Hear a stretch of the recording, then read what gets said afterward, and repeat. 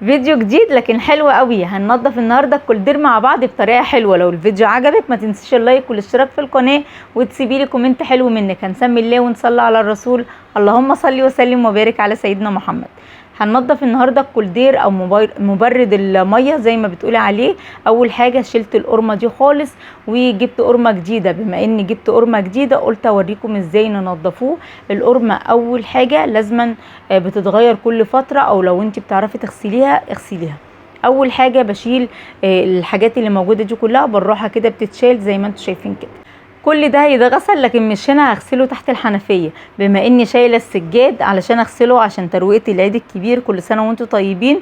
قلت انضفه وهو في الريسبشن زي ما هو، لكن لو انت مش شايله السجاد على الحمام على طول وهتبداي تغسليه. نص كوبايه من الخل ومعلقه بيكربونات الصوديوم. المعلقه دي يعني سحريه، اول ما بتحطيها شايفه الفوران اللي بيحصل ده، هو ده اللي احنا عاوزينه. وكمان معلقتين 2 من اي نوع صابون سائل انت بتستخدميه، وليفه جديده او سفنجه جديده اول مره تكوني بتستخدميها هتبداي تغسلي كويس. حاولي على قد ما تقدري ما تسيبوش فتره طويله من غير ما تغسليه. يعني انا بغسله كده على طول، او كل مره الازازه بتاعتي بتفضى واجي املاها تاني. عندي فلتر فمش كل مره هشتري، طبعا عندي فلتر فبملاها من الفلتر. في كل مره اجي املاها بقماشه نظيفه وببدا امسحه من جوه ومن بره. لكن كل فتره بقوم جايه غسليه زي ما انتم شايفين كده من ورا. ايوه كده، هو ده اكيد عندنا الكائن ده في كل بيت. اول لما بيشوفوا الميه بيحبوا يبلبطوا كده على طول.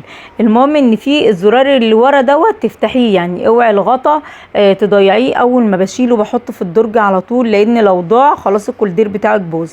الميه دي كلها بتنزل، هبدا اشطفها كذا مره. يعني بصي بملى كده الازازه وهنزلها، استنى الميه دي كلها تنزل. شايفه بتنزل من ورا كلها. دي بتساعد ان هو بيغسل لك الخزان من جوه كويس. شايفين؟ دي تاني مرة او تالت مرة ان انا املى الازازة وتيجي من فوق الحروف دي. حاولي تغسليها كويس وسيبيها لحد ما تتصفى خالص.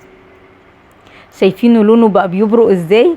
طبعا في الميه اللي بتبقى في القاع تحت ما خلاص ما بتنزلش، بقى فوطه نضيفه وهتبداي تنشفيها زي ما بعمل كده. ليه بحط كذا ازازه؟ علشان ريحه الخل.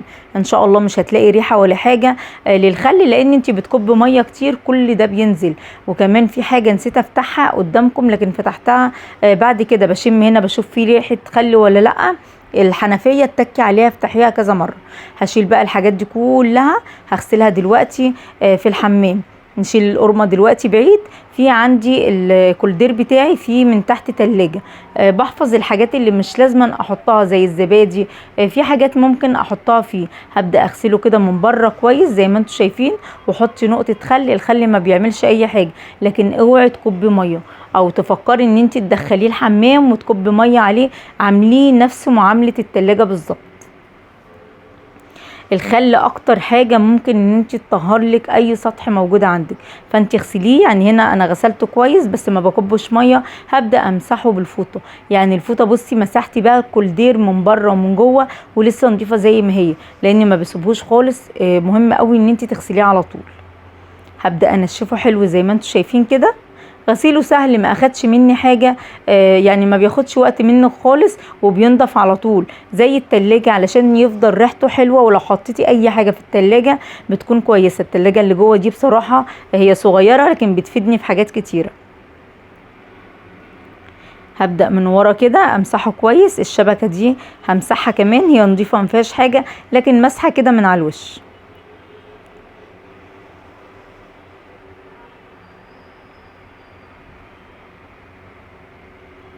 في حاجة كمان، الفيشة اول ما بدأت شلتها. يعني اول ما تبدأي خالص تشيلي الفيشة علشان الكهرباء.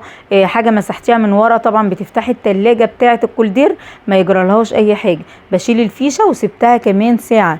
يعني بعد ما فصلتها وغسلته حطيت القرمة وكل حاجة وسبتها لمدة ساعة من غير ما اشغله.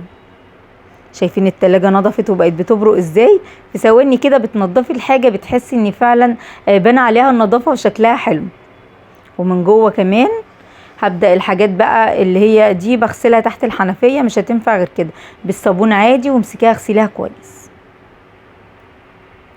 اي سطح او اي حاجه بتسيبي فيها ميه كتيره بتبصي تلاقيها فيها بتملزق كده، او باسمها ايه، يعني فيها حاجات كده مش عارفه اسمها ايه والله، راح من دماغي، يعني زي زفلطه كده مش عارفه والله اسمها ايه. المهم ان انت ما تسيبوش فتره طويله علشان ما تحسيش بالاحساس ده، او اللمسه بتاع انك تسيبي ميه وتلاقي فيه حاجات ناعمه كده.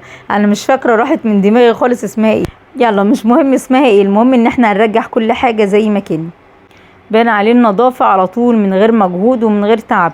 طول ما ايدك في الحاجة بتنضف على طول. هنرجع دي كمان مكانها، هي مجرد ما بحطها بتتشال على طول. يعني انا بسجل معاكم ولقيته شالها من مكانها، معرفش عنده عقدة منها ليه. ودي جلاتي هنزلها لكم الفيديو الجاي، حلوة قوي طعمها بجد خطير. اتفرجوا على الفيديو الجاي عشان تعملوها، مقاديرها سهلة وبسيطة وان شاء الله هتكون موجودة في البيت، يعني مش هتاخد منكم وقت خالص. شايفين الكولدير شكله من فوق عامل ازاي؟ هبدأ بقى دلوقتي احط القرمة. اهم حاجة ان انت ما تشغليش التلاجة غير بعد ساعة.